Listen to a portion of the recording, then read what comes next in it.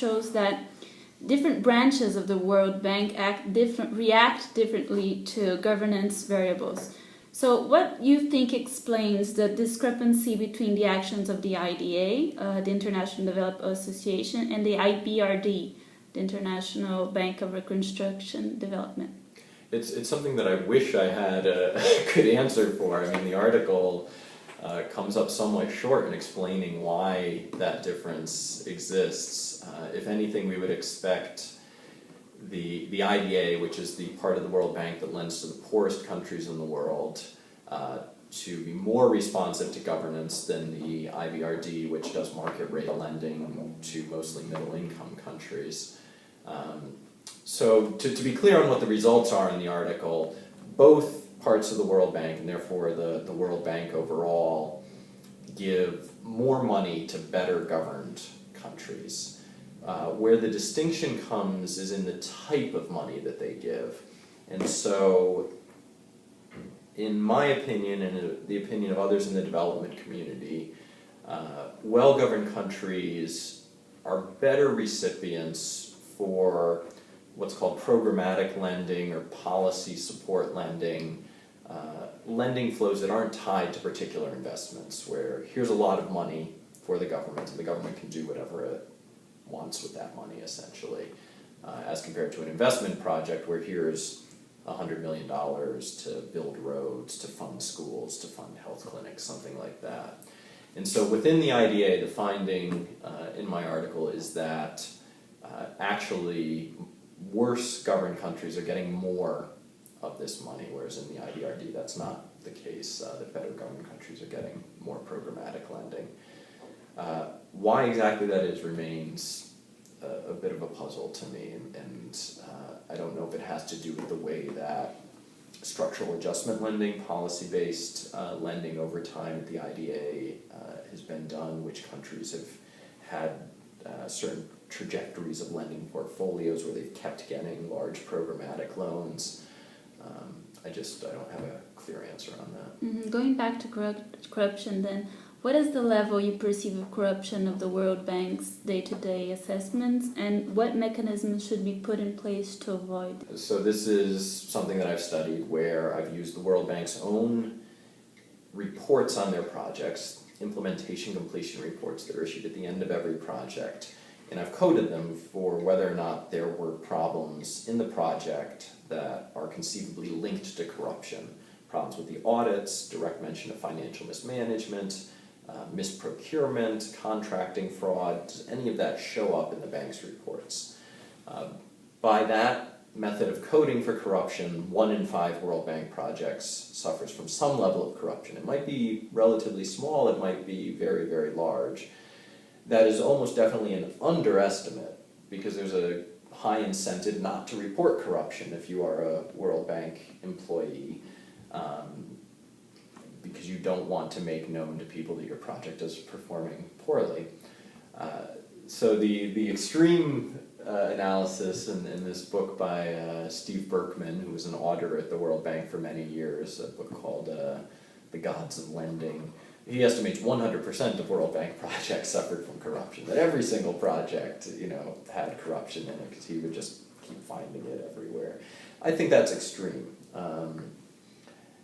The estimate from Indonesia by Mattew Winters, not related to me, but an excellent scholar of both the bank and Indonesia, he estimated that about 1/3 of the money in any given World Bank project in Indonesia was being lost to corruption. That whatever payoffs had to happen, whatever kickback schemes were involved, that was taking up about 1/3 of the money, and then the other 2/3 was actually being spent. To get this across all countries, across all World Bank projects, that's a pretty impossible task. So I've taken one shot at it. Mattew Winters collected some other data. Steve Berkman has his impressions. The bottom line is that the types of things that the World Bank finances, the countries in which it finances those things, they're likely to fall prey to corruption. The bank has become increasingly concerned about this and has done a lot to try to combat corruption in its projects. I think that a lot of that is successful, but there's still definitely corruption.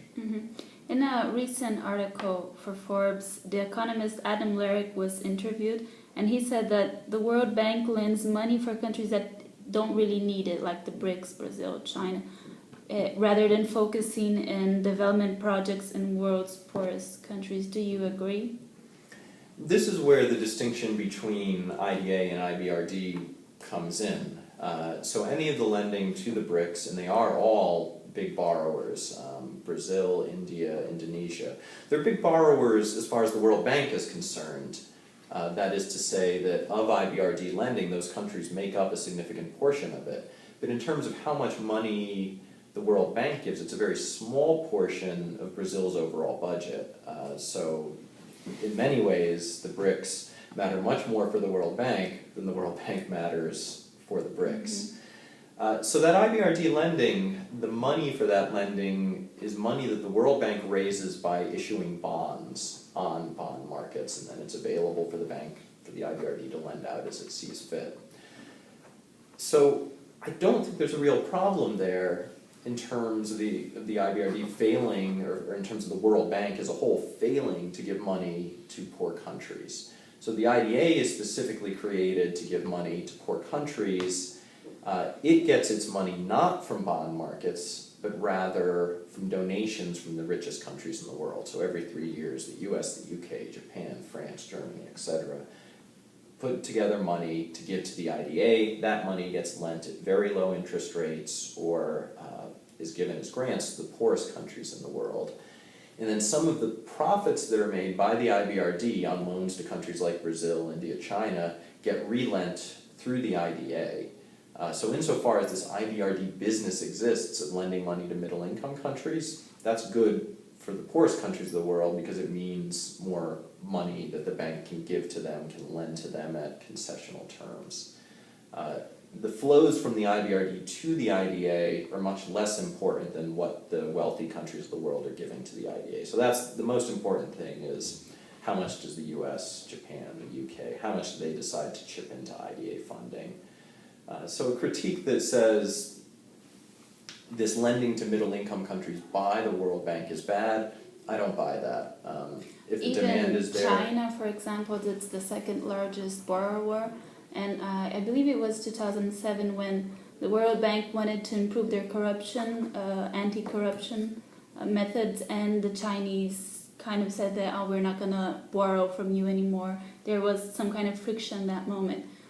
Is the World Bank too much dependent on China, for example, as a big borrower? I mean, the World Bank is dependent on these countries, yes, and that does give them bargaining power.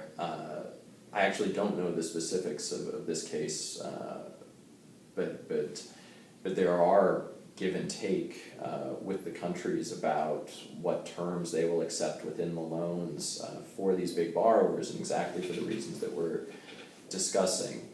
So far, I haven't seen anything that makes me say this means the World Bank should stop lending to those countries, or vice versa, that this means those countries should stop borrowing from the World Bank. In general, I see the IBRD lending flows to middle-income countries as a healthy thing that has positive externalities for the poorest countries of the world.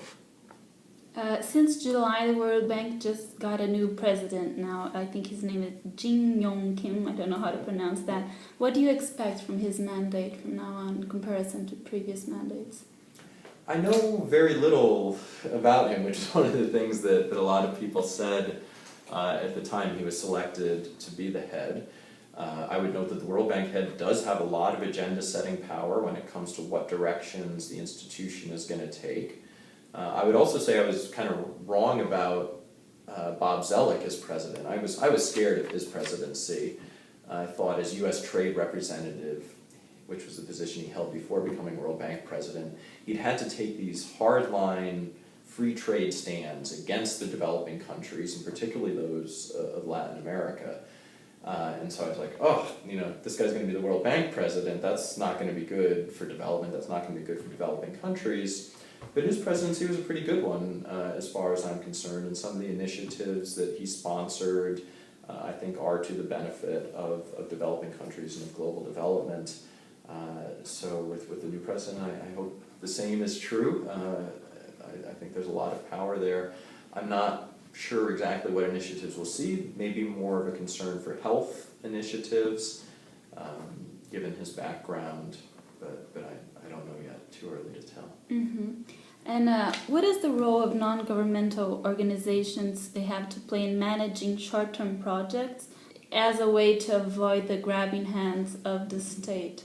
So if you could comment on their work and their role in this picture. Yeah, so there's a lot of variation across the different development agencies around the world in terms of how much they use local non-governmental organizations or how much they use international non-governmental organizations like Oxfam or CARE or Save the Children to implement projects. So the World Bank, for instance, does not. The World Bank lends through the government.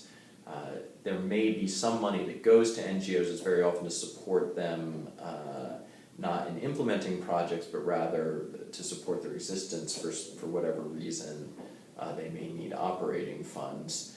The bilateral donors, on the other hand, are much more likely to give money through NGOs, and so USAID uses international NGOs to implement its projects.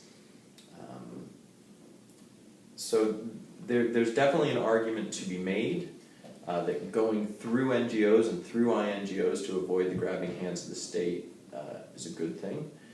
I think the counter-argument is also persuasive, and the counter-argument is that if you don't use the state, if you don't actually go through state agencies, that state capacity doesn't develop.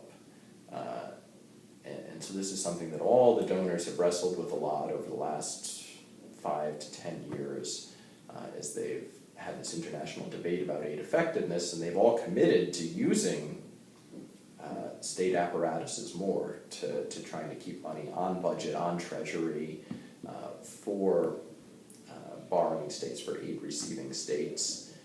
But there's a real tension there because there is a greater risk of corruption when using the government itself.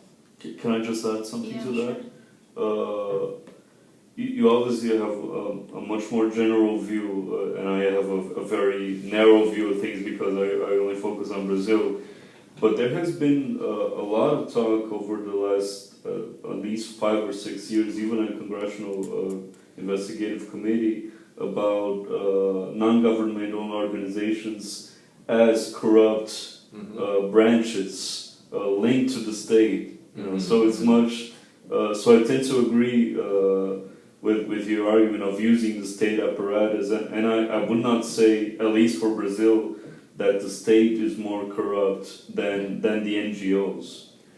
Yeah, no, I'm definitely thinking of cases where there are really severe governance problems in sub-Saharan African countries in particular. And I'm thinking of domestic NGOs and not international, which I think are much more honest.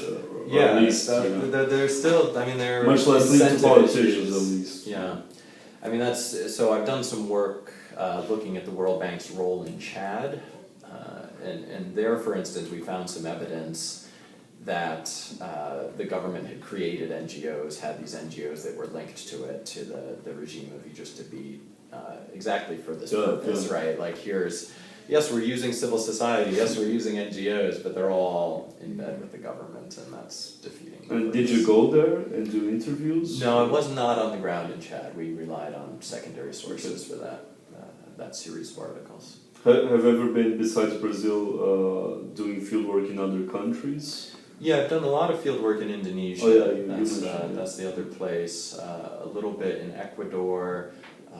I've spent some time in Cambodia, and I would like to do some serious research there.